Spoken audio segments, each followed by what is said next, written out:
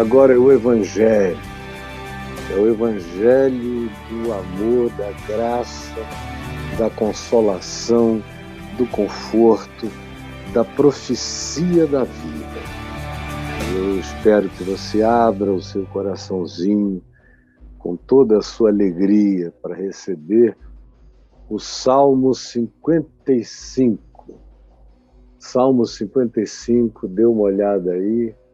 Olha aqui a minha biblinha, que está aqui, ó, quase uma relíquia. Minha vida inteira, só li esta Bíblia. E ela me acompanha desde então. Está dodói, com páginas caindo, mas toda marcadinha por todas as memórias desses últimos 50 anos. E está aqui, Salmo 55. Deixa eu chegar perto. A catarata vai sair daqui a mais uns dias, se Deus quiser. Mas até agora não foi possível. Você sente vontade de voar para longe de tudo? Me responda. Você sente vontade de voar para longe de tudo? Eu já fui acometido por essa vontade de voar para longe de tudo, como diz aqui o salmista no verso 6, ele diz: então disse eu, o salmo é atribuído a Davi, quem me dera asas como as de pomba, quem me dera se eu tivesse asas, como se eu fosse uma pomba.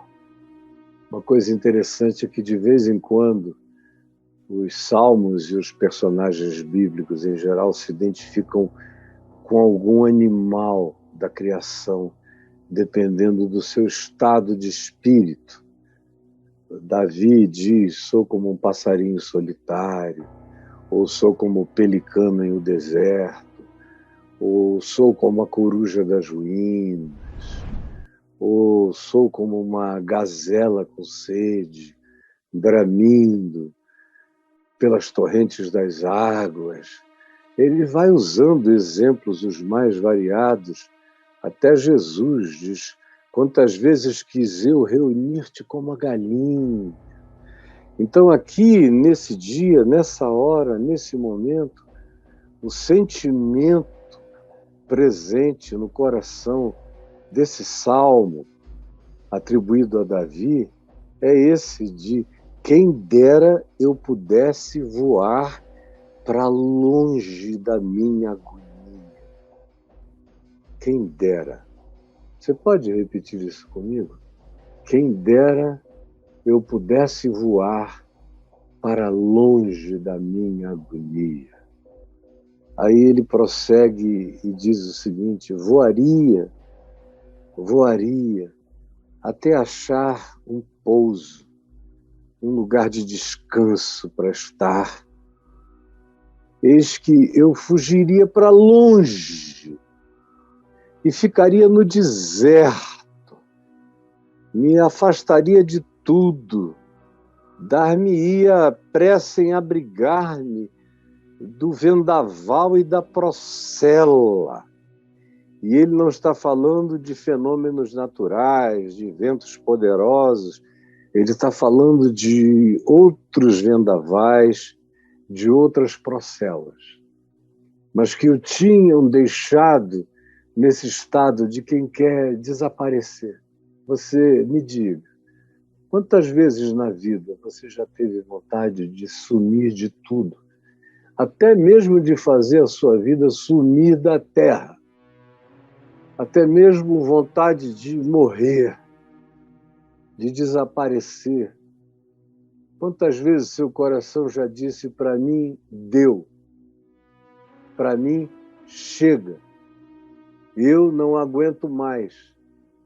Não aguento mais a minha vida, não aguento mais essa família, não aguento mais esse marido, não aguento mais os filhos, não aguento os amigos, não aguento morar nessa sociedade, não aguento mais nem esse mundo. Neste mundo eu não aguento nem a religião, nem a igreja, nem o que se chama de espiritualidade. Também eu não suporto mais, eu não aguento nada. Eu não estou aguentando falar nem no nome de Deus.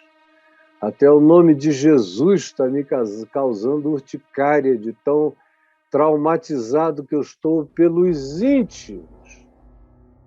Quem começa a ler não entende que a dor dele é tão particular. Me dá ouvidos, ó Deus, ouve a minha oração, não te escondas de mim. Ele vai pedindo, responde-me. Eu me sinto perplexo. Meu coração está cheio de oração queixosa, eu ando perturbado por causa do clamor do inimigo e da opressão daquele que está ao meu lado e é um impiedoso, que me trata com perversidade, pois sobre mim eles lançam calamidades, redes de maldades, querem me enrolar, me enredar, me prender, me diminuir. E muitas vezes, furiosamente, eles me hostilizam. Me hostilizam.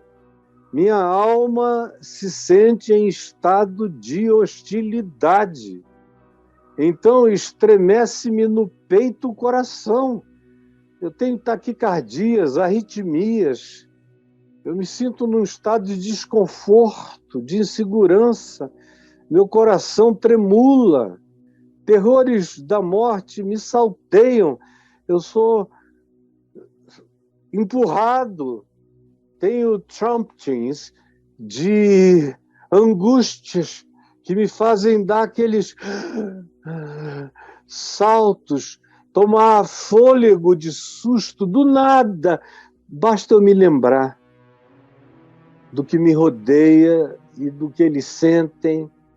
Eu até me esqueço às vezes, mas quando eu me lembro, isso salta dentro de mim como um terror salteante na minha alma, terrores de morte, temor e tremor me assolam, me sobrevêm, e o horror se apodera de mim. Então disse eu, quem me dera ter asas de águia. E a gente fica pensando num cara, como o salmo é atribuído a Davi, a gente fica pensando nesse indivíduo com milhares de inimigos, políticos, religiosos, militares, como era o caso de Davi, invejas de todos os lados, mas a gente não pensa que os grandes problemas de Davi não aconteceram do lado de fora. Não foi com os filisteus. Ele traçou os filisteus enquanto teve que conviver com eles. E os venceu em todos os empreendimentos. Não foi contra Saul que o fez ficar fugido mais de uma década com suas mulheres e filhos e concubinas e com seu exército de mais de 400 homens habilidosíssimos, escondidos em grutas pelo Mar Morto, aquela região toda do Negueb e de onde a gente conhece hoje como Qumran. Quantos anos para lá e para cá fugindo de Saul, não foi o pior inimigo dele. Nem os adversários políticos, nem os adversários militares não foram os piores inimigos. Ele venceu tudo isso. Essa dor, que parece ser a dor do mundo inteiro, assaltando o coração desse salmista, que por hipótese nós tomaremos como sendo de fato Davi e não algo apenas atribuído a ele, supondo que seja dele a vida que se fala aqui. Então, os grandes dramas não foram os imensos, não foram aqueles cujos inimigos chegavam aos milhares. Não, não foram. E é isso que vai nos espantar, porque é isso que a gente verifica lendo e vendo a história de Davi nos primeiro livro de Samuel, no primeiro livro de Reis, em Crônicas, você lendo as histórias de Davi, você vê que esses inimigos coletivos foram muitos e foram todos vencidos. As grandes derrotas de Davi aconteceram, todavia, noutro âmbito. Noutro âmbito. E ele começa a mostrar esse âmbito, que é algo que o cerca de dia e de noite, que mexe até alguns dos conselheiros da corte, que ficam sem saber que lado tomar, e tudo que ele ouve em volta dele é papo de violência, de contenda. Tudo o que ele ouve é isso. E você vai ficando pensando quem é que está fazendo isso no coração dele. Dia e noite. Eu me sinto assim, como quem está cercado. E muros adentro da minha casa campeia a perversidade e a malícia. Aí você começa a dizer, não são os filisteus, nem os grandes inimigos políticos, nem os cercos, nada disso. É o que entrou na casa dele. É aqui que está meu mal, a destruição no meio da minha vida, porque a minha cidade, a minha casa, foi invadida, muro adentro, campeia a perversidade. Dentro da minha casa, o que está presente é a malícia, a destruição nessa corte, no meio da minha família, entre as pessoas que eu pensaria que fossem as que mais me amassem. E de onde quer que eu possa imaginar, aqui dentro da minha cidade, estão surgindo conspirações nas praças, e eles não fazem questão de esconder a opressão e o engano. Estão distribuindo isso. Eu me sinto injuriado, me sinto desconstruído, diminuído o tempo todo. Com efeito, aí ele diz, presta atenção, tá bom? Preste atenção nisso. Vou até tomar um cafezinho. Olha só o que ele diz, verso 12. Com efeito, não é inimigo que me afronta. Não é um cara que carrega o label de meu inimigo. Não, não é. Se o fosse, ele diz, se fosse um cara desse, sinceramente, eu suportaria com a maior facilidade. Se fosse um inimigo formal, vindo contra mim, que me odiasse com as suas espadas, com os seus baluartes, com as suas bandeiras, com as suas raivas, com as suas estratégias, isso eu estou acostumado desde a minha mais tenra juventude. Eu aguentaria. Com efeito, não é um inimigo assim que me afronta. Se o fosse, eu suportaria, porque eu sou casca grossa para essas coisas. Nem é aquele que me odeia quem se exalta contra mim. Não é o que explicita sua raiva, seu ódio, sua vontade de me ver desaparecido, morto, sumido, acabado. Não, também não é esse. Pois desse que me persegue, eu me esconderia, como eu já me escondi durante décadas, de quem queria me matar. Mas não é nenhum desses. Ao contrário, és tu. És tu, és tu. Meu Deus, quando a gente tem que dizer és tu, não é... A maior dor da minha alma não vem do mundo inteiro contra mim, mas a grande dor da minha alma vem da particularidade mais significativa da minha existência. E você olha e tem que dizer para o marido, para a mulher, para os filhos, para os parentes, para os irmãos, para amigos: és tu. Não são os que declaram, os que vêm, os que agridem, os que expressam. Esses eu estou acostumado. Mas quando vem de dentro da minha casa, quando é dentro dos muros da minha proteção, quando é no ambiente das praças da minha diversão, quando é no ambiente do lazer, do meu conforto, aí se torna insuportável, porque és tu, homem meu igual, a quem eu trato sem diferença, em relação a quem tudo que é meu é teu. Meu companheiro. A palavra companheiro significa aquele que parte comigo o pão. É a companhia do pão. É o companheiro. É quem senta na minha mesa.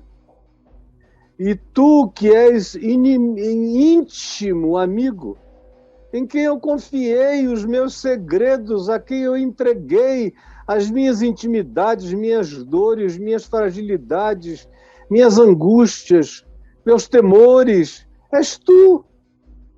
Para quem eu me vulnerabilizei completamente, que te tornaste pior do que qualquer outro ser humano, do que qualquer inimigo que eu pudesse ter.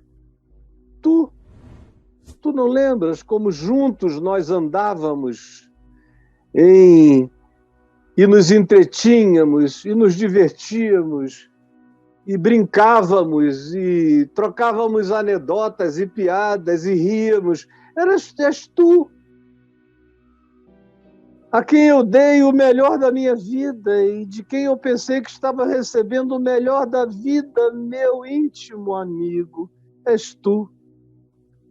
Nós andávamos juntos, nos entretínhamos juntos e íamos com a multidão do povo aos cultos, aos louvores, à adoração. Eu te chamava de irmão querido, irmão na fé, irmão amado, filho amado. Aí ele diz algo forte: a morte os assalte. Ele está tão machucado que mesmo amando essas pessoas, o coração dele ficou tomado por sentimentos que não eram normais. Desçam a cova, ele jamais falaria isso. O coração vai ficando amargurado, começa a falar bobagem. Há maldade nas suas moradas e no seu íntimo, mas eu não tenho que desejar a morte de ninguém.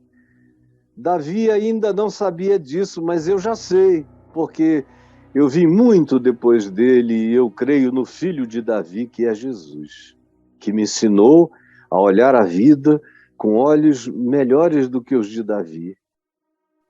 Eu, porém, e é isso que Jesus me ensina, no meio da traição, no meio disso tudo, quando Judas saiu para trair Jesus, o que ele fez? Foi orar no jardim do Getsêmani. Eu, porém, invocarei a Deus e o Senhor me salvará. À tarde, pela manhã e ao meio-dia farei a minha oração, levantarei a minha dor e Ele ouvirá a minha voz. Livra minha alma em paz dos que me perseguem tão de perto, pois são muitos e próximos esses que estranhamente têm sentimentos ruins a meu respeito.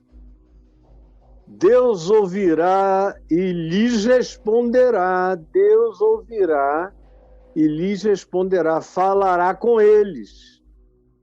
Ele, o meu Deus que preside tudo desde a eternidade, vai falar com essas pessoas, porque não há neles, não há nelas, nessas pessoas que me perseguem, mudança nenhuma.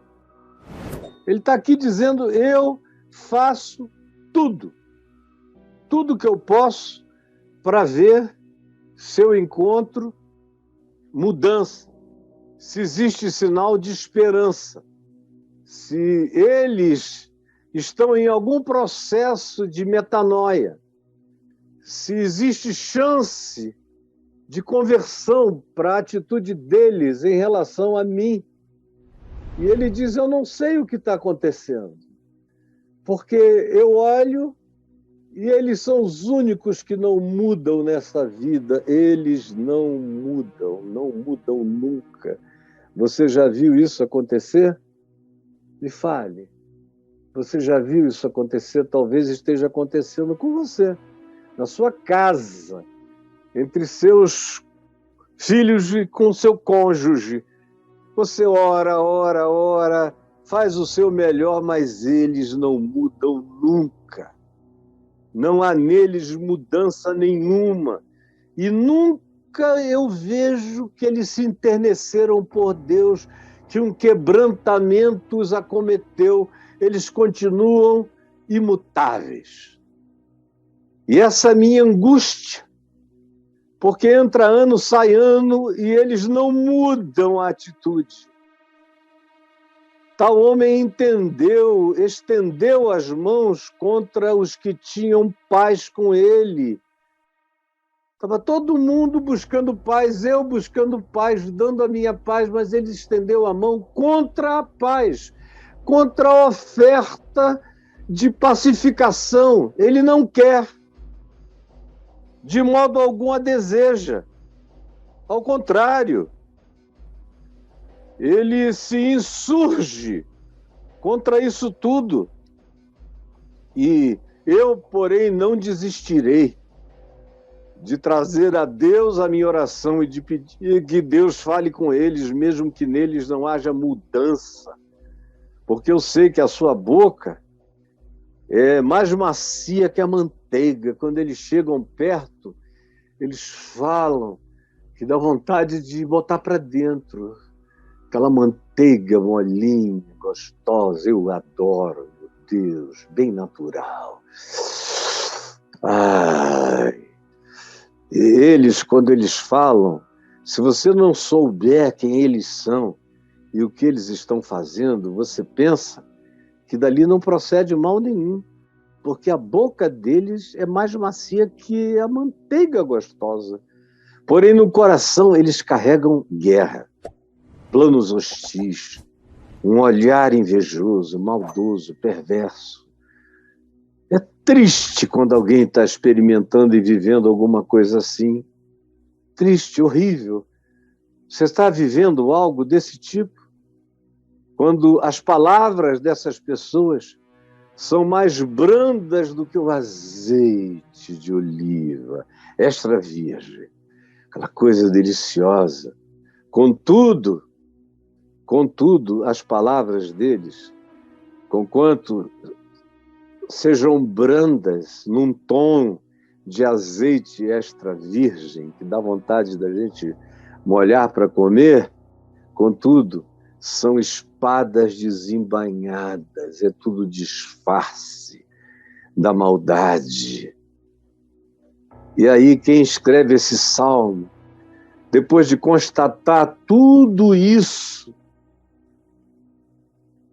na sua impotência absoluta, como é o caso da sua experiência na família, com os amigos, no trabalho, na intimidade, na igreja, na irmandade. Mas o que você tem é isso. Quanto mais próximos, mais adversários. Quanto mais você abre o coração, mais traído você é. Aí o que é que ele diz? No meio disso tudo, ele só tem coisas simples a dizer. Livra minha alma em paz dos que me perseguem. Livra minha alma desse tormento. Ouve a minha voz. É com isso que ele conta. E no verso 22, ele diz, confia. Ele agora já está falando comigo, com você, com qualquer um que esteja na situação dele. Confia os teus cuidados ao Senhor e Ele te susterá. Confia os teus cuidados ao Senhor e Ele te susterá. Confia os teus cuidados ao Senhor e Ele te susterá. Aí a gente fica olhando em volta, é tanta gente próxima, com sentimentos estranhos que a gente não tem nem como, muitas vezes, demora uma vida inteira para a gente ter a coragem de concluir. O problema é ter a coragem de concluir. Às vezes é algo que a gente se nega a concluir. É tão horrível que a gente diz, não, eu não aceito que essas pessoas tenham ficado assim, que essas pessoas sejam assim. Eu não aceito. Eu não aguento essa conclusão. Eu prefiro tudo menos isso. Demora. É uma das coisas que mais demoram, é a nossa capacidade de concluir essa traição que acontece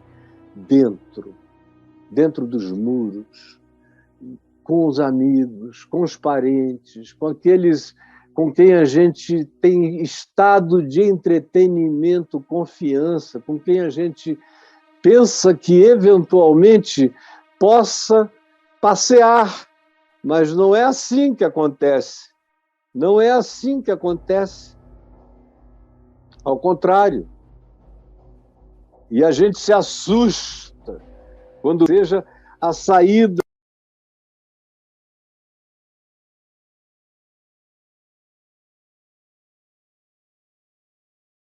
de interpretação diferente, porque não existe essa possibilidade.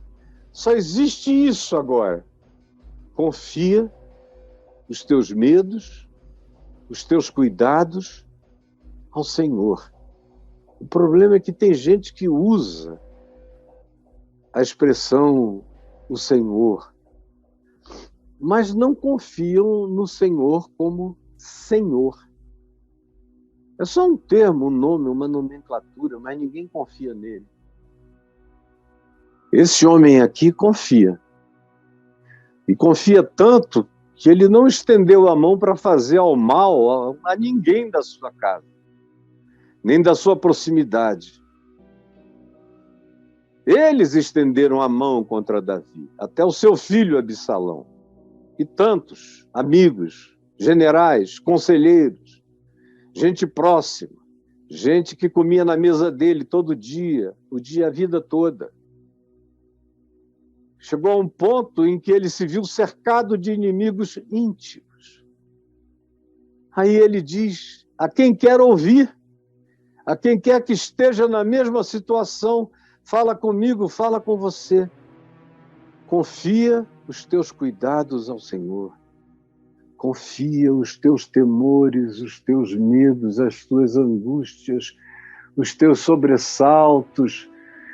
Confia ao Senhor. Eles estão aí, os inimigos, próximos, íntimos, traidores, risonhos, macios, brandos, meigamente malignos, estão aí. E se você levanta a voz, eles vão dizer que o louco é você. Então, aquieta teu coração. Tu estás pedindo livramento para a tua alma, deixa a tua alma ficar em paz. Confia. Confia no Senhor os teus cuidados, como Pedro disse. Lance sobre ele todas as suas ansiedades, porque ele tem cuidado de ti. Confia os teus cuidados ao Senhor e Ele te susterá. Ele te pegará pela mão e te manterá firme, firme. Todo mundo pode dizer, dessa ele não levanta mais. Aí, quando eles veem, o Senhor te pôs em pé e te pôs ereto e te pôs firme. Fez de ti um baluarte, uma coluna. E ninguém pode fazer nada, porque você não fez coisa alguma a não ser manter a sua confiança no Senhor e na provisão do seu sustento. Você está me entendendo? Jamais Ele permitirá que você seja abalada. Jamais. Deixa Deus cuidar deles.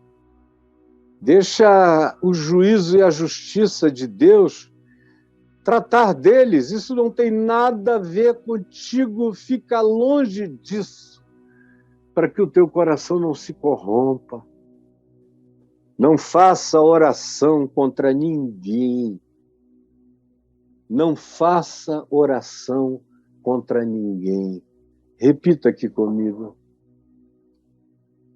Jamais faça oração contra quem quer que seja. Ou você pode dizer, falando a si próprio, jamais farei oração contra quem quer que seja. Repita mais uma vez. Se isso entrar dentro de você, a tua mente vai começar a mudar. Suas interpretações, seus paradigmas de lente de olhar, todos os seus preconceitos vão ser dissolvidos quando sincera e verdadeiramente você aprender a dizer: jamais farei oração contra ninguém. Jamais farei oração contra ninguém. Agora, eu não tenho dúvida de que não tem nada que dói mais do que o ataque dos mais próximos, dos mais íntimos, dos companheiros com os quais a gente sai para se divertir, sem saber o que eles levam no coração. Ou aquela traição da pessoa ao lado de quem você dorme. Traição dos filhos, para quem você dá sua vida e trabalha e se esforça. Traição dos pais, que têm preferências e praticam rejeições em relação a alguns dos filhos. Quem sabe é o seu caso.